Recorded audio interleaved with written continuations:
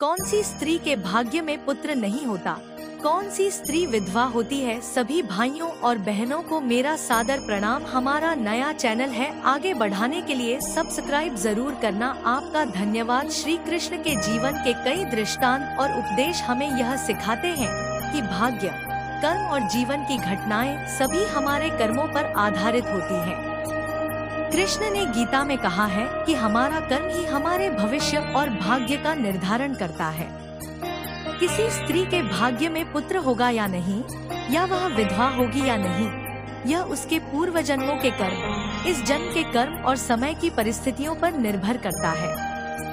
भाग्य, कर्म और स्त्री का जीवन। श्रीमद् भगवद गीता में भगवान श्री कृष्ण ने कहा है कि हर प्राणी का भाग्य उसके कर्मों पर आधारित होता है। यह समझना आवश्यक है कि हमारे जीवन की घटनाएं, चाहे वह सुखद हो या दुखद, हमारे कर्मों का परिणाम होती हैं। किसी स्त्री के भाग्य में पुत्र होगा या नहीं, यह भी एक प्रकार से कर्म के सिद्धांत से जुड़ा हुआ है। यह स्त्री के पूर्व जन्म के कर्म, उसकी साधनाएं, इस जीवन में किए गए अच्छे और बुरे कर्मों पर आधारित होता है। कृष्ण कहते हैं, जो जैसा कर्म करता है वैसा ही फल पाता है। इसका अर्थ यह है कि हमारे जीवन की हर घटना, चाहे वह संतान का होना हो या न होना, एक गहरी कर्म की प्रक्रिया से जुड़ी हुई है। जब किसी स्त्री को पुत्र नहीं होता तो समाज इसे भाग्य से जोड़ देता है, लेकिन वास्तव में यह उसके कर्मों का परिणाम है।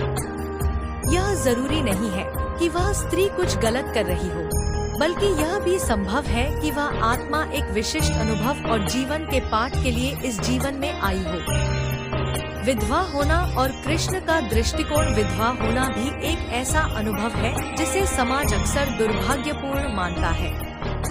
लेकिन कृष्ण के दृष्टिकोण से देखें तो विधवा होना भी कर्म के नियम के तहत आता है। जीवन में जो भी परिस्थितियां आती हैं, वे हमारे अपने कर्मों का ही परिणाम होती हैं।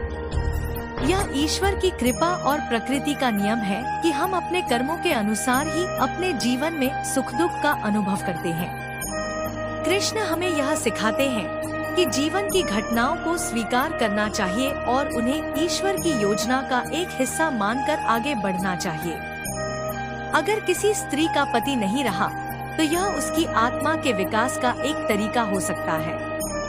कृष्ण के अनुसार जीवन में हर घटना का एक उद्देश्य होता है और यह उद्देश्य आत्मा की उन्नति और परिपक्वता से जुड़ा होता है। कृष्ण का संदेश, कर्म पर ध्यान दें, भाग्य पर नहीं। श्री कृष्ण का सबसे महत्वपूर्ण संदेश यह है कि हमें अपने कर्मों पर ध्यान देना चाहिए, न कि अपने भाग्य पर। यदि कोई स्त्री यह सोचकर दुखी होती है कि उसके भाग्य में पुत्र नहीं है या वह विधवा हो गई है, तो वह अपने आत्म विकास को रोक सकती है। कृष्ण कहते हैं, तुम कर्म करते रहो और फल की चिंता मत करो। यह संदेश हमें यह सिखाता है कि हमें हर परिस्थिति में अपने कर्मों पर ध्यान देना चाहिए, क्योंकि हमारा वर्तमान और भविष्य हमारे कर्मों से ही बनता है। भाग्य को बदलने का एक ही तरीका है और वह है अपने कर्मों को सुधारना। कृष्ण कहते हैं कि यदि हम सच्चे मन से अच्छे कर्म करेंगे तो हमारी कठिनाइयां धीरे धीरे समाप्त हो जाएंगी। चाहे किसी स्त्री के जीवन में पुत्र हो या न हो, चाहे वह विधवा हो या न हो, अगर वह अपने कर्मों को सही दिशा में करती है तो उसके जीवन में शांति और संतोष आएगा। स्त्री के जीवन में आत्मनिर्भरता का महत्व। कृष्ण का एक और महत्वपूर्ण संदेश है कि स्त्री को आत्मनिर्भर होना चाहिए। चाहे वह किसी भी परिस्थिति में हो, उसे अपने आत्मबल को बनाए रखना चाहिए। कृष्ण ने द्रौपदी को भी यही सिखाया था जब वह कठिन परिस्थितियों से गुजर रही थी। उन्होंने द्रौपदी को यह बताया कि जीवन में सबसे महत्वपूर्ण है अपने आप पर भरोसा करना और अपनी आत्मा की शक्ति को पहचानना। कृष्ण ने यह भी सिखाया कि यदि कोई स्त्री अपने जीवन में कठिनाइयों का सामना करती है, चाहे वह पुत्र न होने की पीड़ा हो या विधवा होने का दुख, उसे उन कठिनाइयों से घबराना नहीं चाहिए।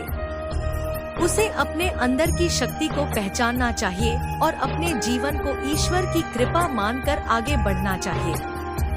जीवन में जो भी घटनाएं घटती हैं, वे हमारी आत्मा को परिपक्व करने के लिए होती हैं। ईश्वर की योजना और स्त्री का जीवन। श्री कृष्ण हमें यह सिखाते हैं कि ईश्वर की योजना हमारे समझ से परे होती है।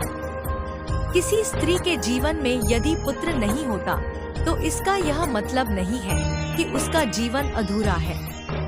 उसी तरह यदि कोई स्त्री विधवा हो जाती है, तो इसका यह अर्थ नहीं है कि उसका जीवन खत्म हो गया है। कृष्ण कहते हैं कि हर जीवन का एक उद्देश्य होता है और वह उद्देश्य केवल ईश्वर जानता है। कृष्ण का यह भी संदेश है कि हमें अपने जीवन को ईश्वर की योजना मानकर स्वीकार करना चाहिए। जो भी होता है वह हमारे भले के लिए होता है। कभी कभी हमें यह समझ में नहीं आता कि क्यों हमारे साथ कुछ कठिनाइयाँ हो रही हैं, लेकिन कृष्ण कहते हैं कि यह सब ईश्वर की कृपा का हिस्सा है। नारी शक्ति और कृष्ण की शिक्षा। श्री कृष्ण ने हमेशा नारी शक्ति का सम्मान किया और उसे प्रेरित किया। महाभारत के विभिन्न प्रसंगों में कृष्ण ने यह सिखाया कि स्त्री को अपनी शक्ति और आत्मा की पहचान करनी चाहिए। चाहे वह पुत्र प्राप्ति के लिए हो, पति की मृत्यु के बाद जीवन जीने के लिए हो, या जीवन की अन्य कठिनाइयों से निपटने के लिए हो, स्त्री को अपनी आंतरिक शक्ति पर विश्वास करना चाहिए। कृष्ण की शिक्षा यह है कि स्त्री का जीवन केवल पुत्र या पति पर निर्भर नहीं होना चाहिए। वह स्वतंत्र, आत्मनिर्भर और शक्तिशाली हो सकती है।